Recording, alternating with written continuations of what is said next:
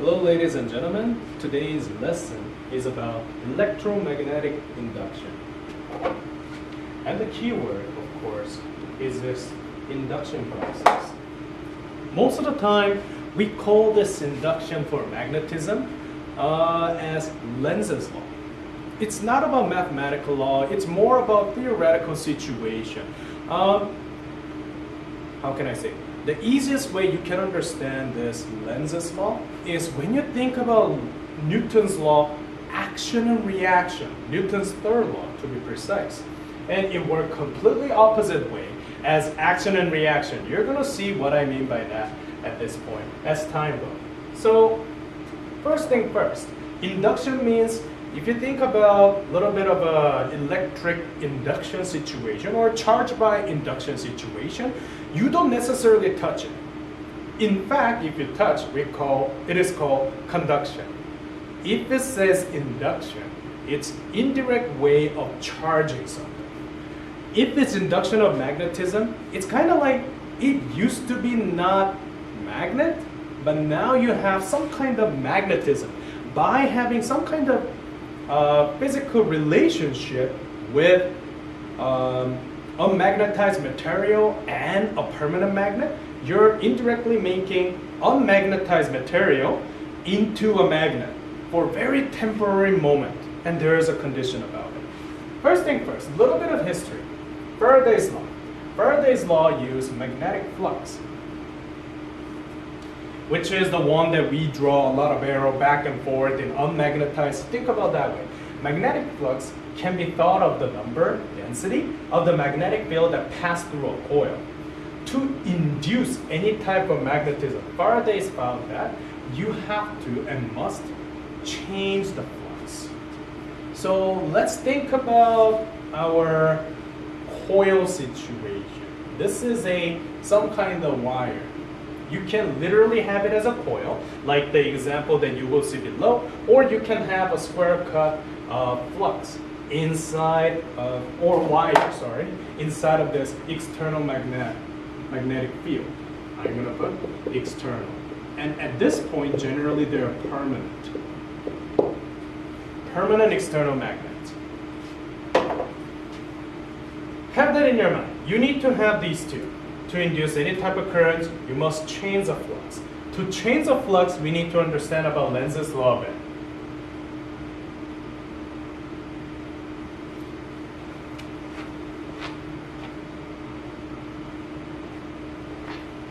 When it comes to Lenz's law, basically what he's saying, I'm going to read it first and highlight, and then I'm going to explain to you using some of the example.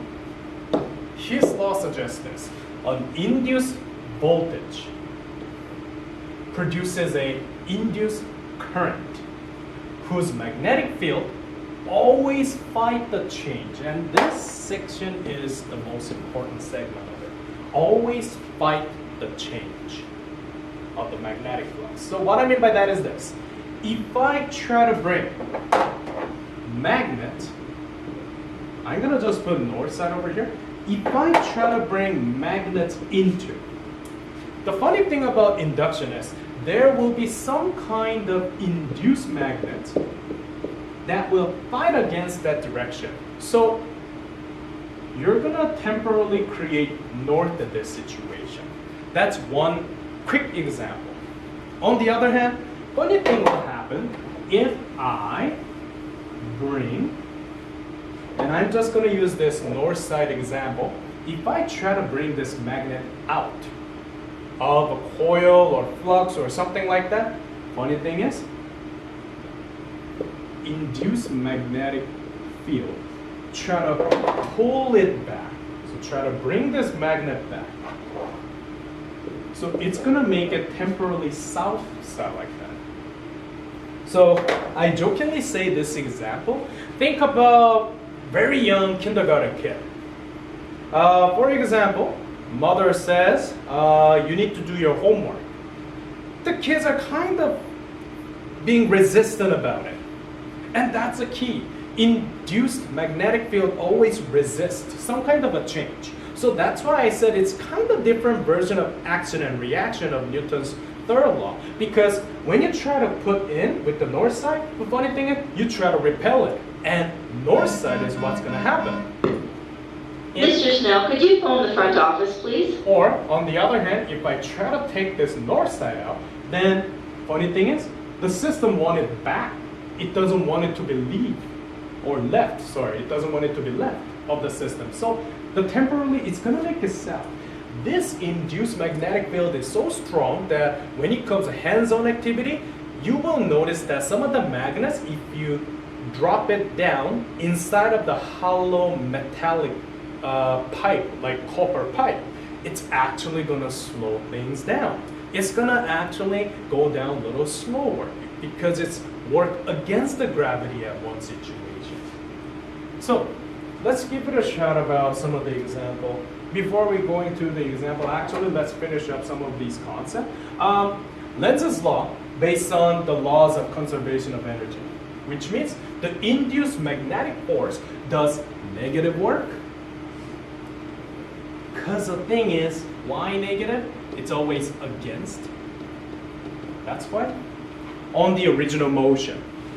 And decreasing the object's original energy and thus transforming it to electrical energy. So imagine a situation where I'm taking certain energy away from it, but the conservation of energy says you cannot create or destroy some of the energy, just transform into some kind of other forms of energy. The other forms of energy is electrical energy. So the one they use Lenz's law all the time is in fact power generator or power generator station, any type of hydraulic or any type of nuclear power plants. They basically use this concept to generate electricity, and we just store it and send it to the others. We need a transformer's help, but that's science theory. So let's think about this situation. I have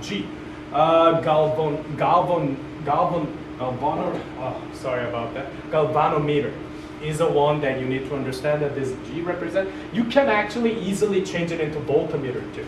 So easily switch with this too. Now this is how you do. I'm using left hand rule number 2 because it's involved with solenoid situation. So what I need to do is this. First thing first, see which polar end of permanent magnet is located on. This is south. So technically, this is your magnetic field. But motion is going away from it.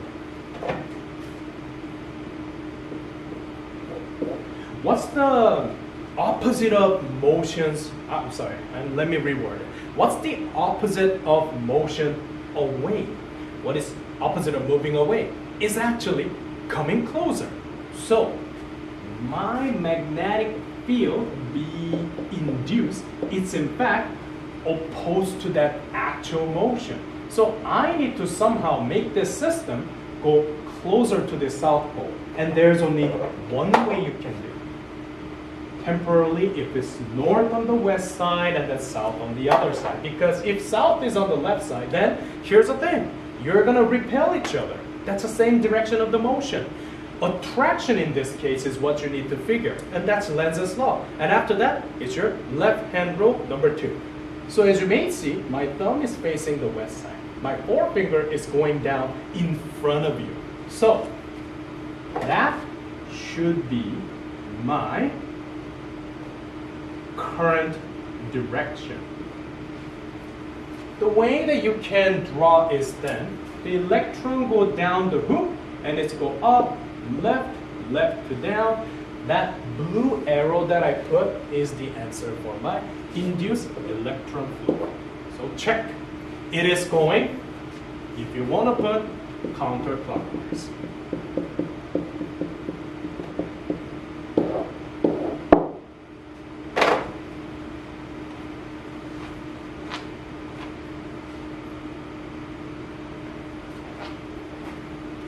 When it comes to this activity, if you have any type of any type of metal, hollow type tube. It can be copper, aluminum, iron, anything actually. But copper, aluminum, I found that it works the best.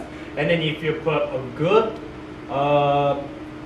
strength having magnets, permanent magnets, and drop it, you're actually gonna see that gravitational force is always trying to bring it towards the earth. Most of the time in physics, 30 and 20, it's going down. But you will have some kind of resistant force by magnetic force. But the thing is, not inside of the hollow tube is gonna happen. In fact, it applies when it just entered or when it just exited. Because there's no concept of going inside or outside between this middle portion. So one thing that I want to highlight to you is when it comes to free fall of a magnet, it is of course 9.81 meter per second square gravitational acceleration. However, induction happens from the first and last, which is it fights the motion, the induced current, basically the one that makes the fighting occur. And as that happens, you actually find that these two create a deceleration. So at these two, you actually lower the acceleration for a bit. But after that, in the middle section, you're gonna find a good balance. Like what I put FM and FG, they're equal. So you're gonna have a constant speed, and that speed is in fact quite slower speed than what you achieve when you make an object fall. And that part was demonstrated by basically many other scientists and physicists, or any type of your high school teacher who teaches physics 20, when they demonstrate, oh, I have this small marble versus this rubber ball, I'm gonna basically drop those, and then at the same time, those should drop at the same time, because it's 9.81 acceleration applies. So let's do some example. We're gonna do quite a lot of example, and then I believe after that is your question solving time.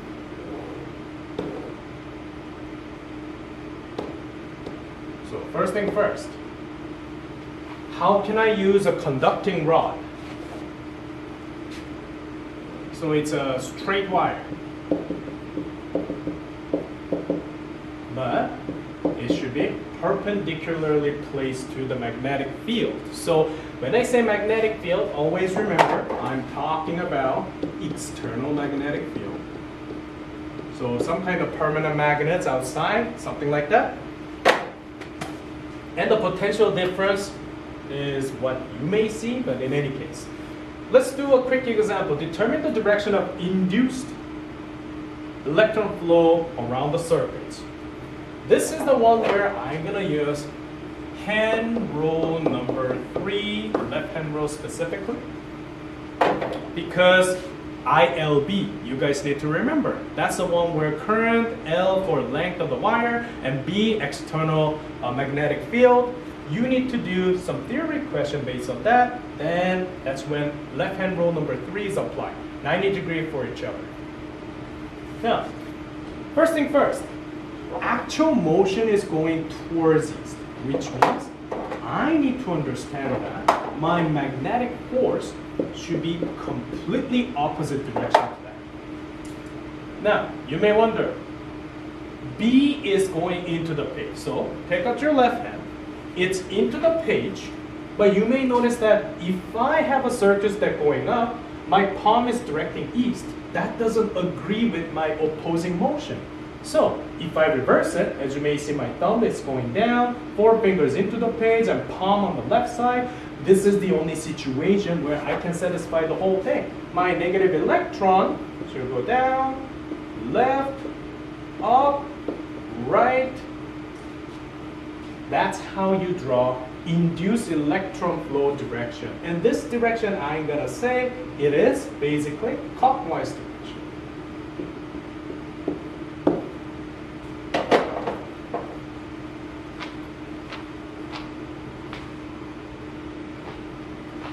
Without further ado, let's do the other one.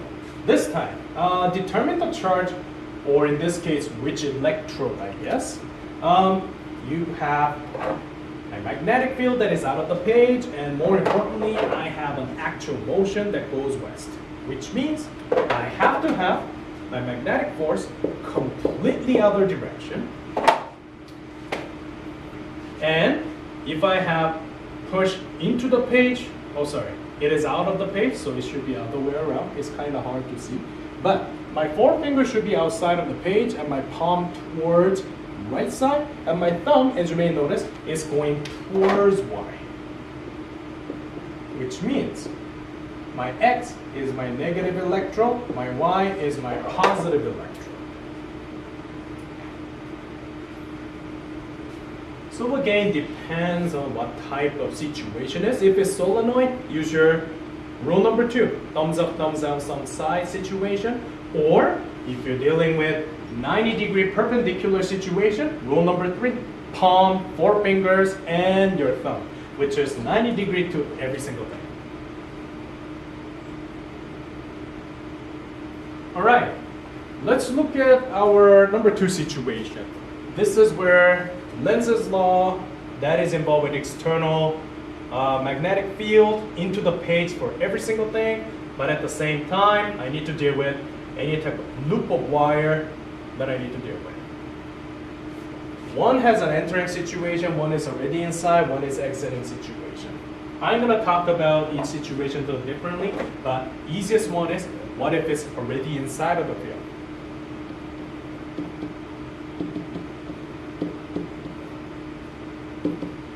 You can put that.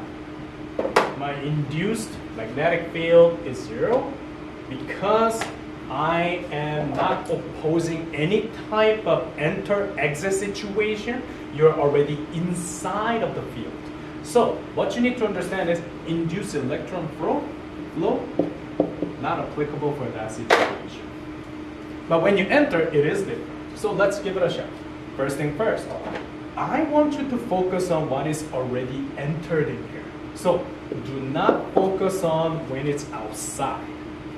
If it's entering situation, first thing first, my motion is going down, so my magnetic force should be applied as above situation. The way that I can support this scenario is then 4 fingers are into the page, so you need to basically bring it like that. But if I face my thumb towards east, you may notice that my palm direction is down. That supports the original motion. So it should be other way around. If you reverse it, as you may notice, my force is going upward, my electron is going left. So basically my induced electron direction or induced current direction is basically going clockwise in this situation. Now one thing you need to be careful is please don't focus on the one that is outside. It doesn't do anything. It is not influenced by it. It's what's entered basically.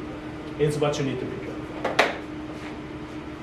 If I look at the similar situation of exiting situation, please look at the situation over what is already embedded, not the one that is outside. Similar situation, however, my force will oppose of that exiting situation. So in fact, I'm gonna draw, although a lot of people tend to draw at the bottom, it's a good idea to understand that what I need to draw is whatever that is embedded already. So think about it like previous situation. Imagine this is one rod. So forefinger into the page, palm up, that's the side that I want, and my electron is going left, depends on your thumb position. In this case, it's completely left, so you know that in that, it's counterclockwise.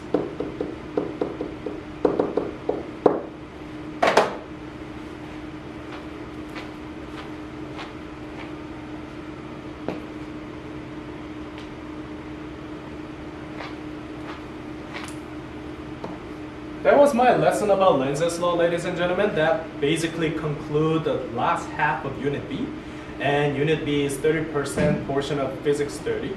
Now what you need to do is solve every question and homework question related to Lenz's law. And I want you to work on those questions, the answers at the back, and just wait for Mr. Kim's future notice about assignment or the assessment about this unit B. Thank you very much.